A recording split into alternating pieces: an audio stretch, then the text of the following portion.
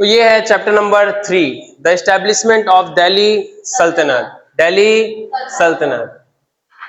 तो इसका जो है ये थर्ड वाला आपको दिख रहा है नेम, कहाँ गया third. Right a short note on, right a short note on. आपको सबके बारे में छोटा छोटा बताना है। जैसे कि ये अक्तादार क्या है, पहले अक्तादार क्या है, अक्तादार। इक्तादार भी कहते हैं इन लोगों को, ठीक है। तो ये क्या करते थे, टैक्स लेते थे। अगर एक शब्द में याद रखना तो क्या बोलते हैं इसको, टैक्स कलेक्ट करते थे। क्या करते थे, टैक्स कलेक्ट। रेवेन्यू यानी होता है राजस्व। क्या होता है, राजस्व। पहले के टाइम में राजा लोग होते थे, तो राजा टैक्स लेता था, उसको राजस्व कहते थे। समझे, राजा क्या लेता था, टैक्स, राजस्व। अभी भी यूज होता है ये, लेकिन ये इसको समझो नाम में ही राज है। क्या है, राज। तो राजा लोग जो टैक्स लेते थे उसको क्या बोलते थे, राजस्व। है ये टैक्स ही है, क्या ये टैक्स ही। कॉपी में लिख लीजिए पेंसिल से, ठीक है। तो ये क्या होता है, they kept some part of their revenue. मतलब मान चलो आपका टैक्स कलेक्ट कर रहे हो, आया 1 लाख। कितना आया, 1 लाख। तो बोलेंगे 20,000 आप रख लो बोल के, अपना खुद का पॉकेट। तो उन लोग ज्यादा भी रख लेते थे। आपके पास आ रहा है टैक्स कलेक्ट करने का, 20,000 बोल, 20,000 थोड़ी ना रखोगे, ज्यादा पैसा ले लोगे। ये होता था, ठीक है। तो उसके बाद एडमिनिस्ट्रेटिव एक्सपेंस यानी कि कारोबार वगैरह चलाने के लिए। एक्सपेंस यानी होता है खर्चे, एक्सपेंस यानी खर्चे। एडमिनिस्ट्रेशन है प्रशासन, यानी ये सब जो व्यवस्था है उस सबको चलाने के लिए सरकार क्यों टैक्स लेती है, ताकि जो सब लोगों को सैलरी देने के लिए, रोड बनाने के लिए, सड़क बनाने के लिए, बिल्डिंग, हॉस्पिटल्स, स्कूल, ये सब सरकारी वगैरह, स्कूल वगैरह, सरकारी अस्पताल, सरकारी हॉस्पिटल, ये सब किससे बनता है, टैक्स पेयर के पैसे से, टैक्स से। किससे, टैक्स। ठीक है। Next, slave. स्लेव यानी क्या होता है, गुलाम। तो गुलाम क्या होता है, जो ट्रेडर्स यानी कि जो व्यापारी होते थे। क्या होते थे, व्यापारी। उन लोग यंग लड़कों को खरीदते थे और उसका उसको गुलाम बनाते थे। उसको तलवारबाजी, उस समय अभी रहता तो गन शूटिंग सिखाते, है ना। उस समय तलवारबाजी ये सब वगैरह चीज सिखाते थे उन लोगों को, बड़े स्किल डेवलप कराते थे। अब आपका गुलाम, उसको कुछ आता ही नहीं है, फिर क्या काम करेगा।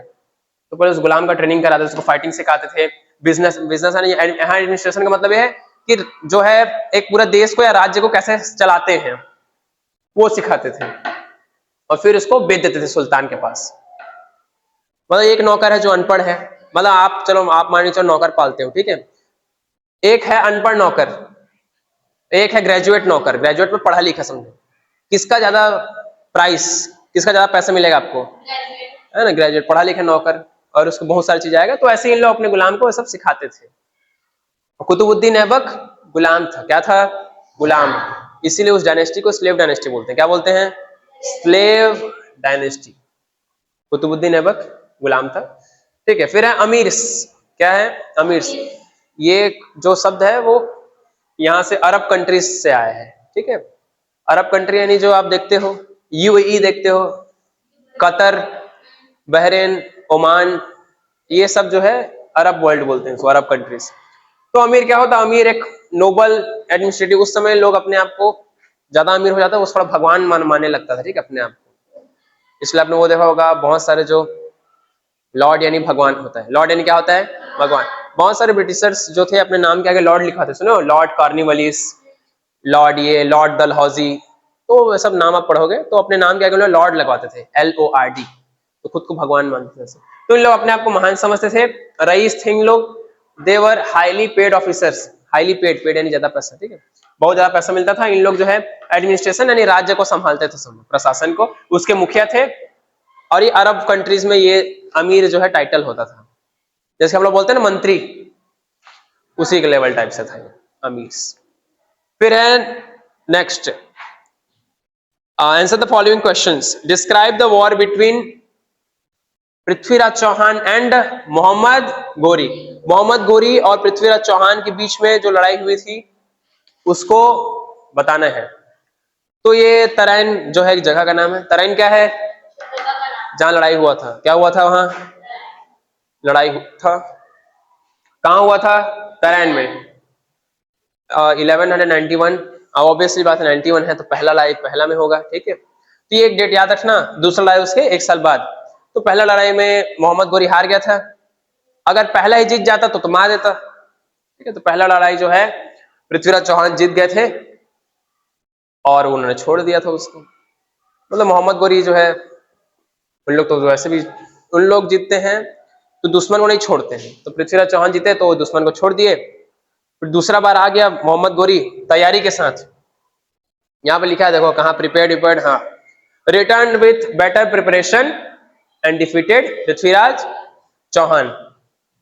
तो कुछ नहीं हुआ, तो दोनों के बीच लड़ाई हुआ था। पहला लड़ाई में कौन जीते? पृथ्वीराज चौहान।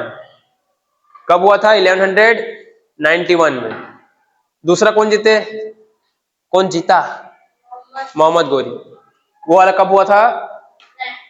1192। उससे मोहम्मद गोरी जीत जाता है, और एक जीता, मतलब दूसरा कौन हारा? पृथ्वीराज चौहान। और इससे फिर क्या हुआ? टर्किश रूलर का फिर शुरुआत हुआ भारत में। तो पृथ्वीराज चौहान नाम से क्या लग रहे हैं? कौन से राजा? हिंदू राजा, क्रिश्चियन राजा, मुस्लिम राजा? हिंदू राजा, ठीक है। तो पृथ्वीराज चौहान हिंदू राजा थे। उसके जब ये हारे, तब फिर क्या शुरू हुआ? Turkish rule. टर्किश कौन से देश के लोग कहते हैं? टर्की के लोग, ठीक है। तो ये जब जीता है मोहम्मद घोरी, तो कौन सा? फिर टर्की का शासन शुरू हुआ नॉर्थ इंडिया। कौन से इंडिया में? नॉर्थ इंडिया में।